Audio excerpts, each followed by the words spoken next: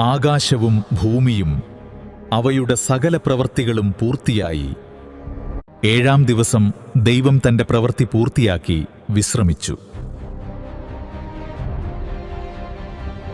ദൈവം ഏഴാം ദിവസം അനുഗ്രഹിച്ചു, അതിനെ വിശുദ്ധമാക്കി. ദൈവം മണ്ണിൽ നിന്നു മനുഷ്യനെ രൂപപ്പെടുത്തി.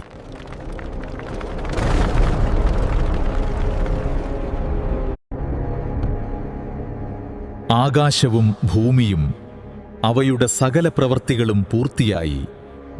ഏഴാം ദിവസം ദൈവം തന്റെ പ്രവൃത്തി പൂർത്തിയാക്കി വിശ്രമിച്ചു. ദൈവം ഏഴാം ദിവസം അനുഗ്രഹിച്ചു, അതിനെ വിശുദ്ധമാക്കി. ദൈവം മണ്ണിൽ നിന്നു മനുഷ്യനെ രൂപപ്പെടുത്തി.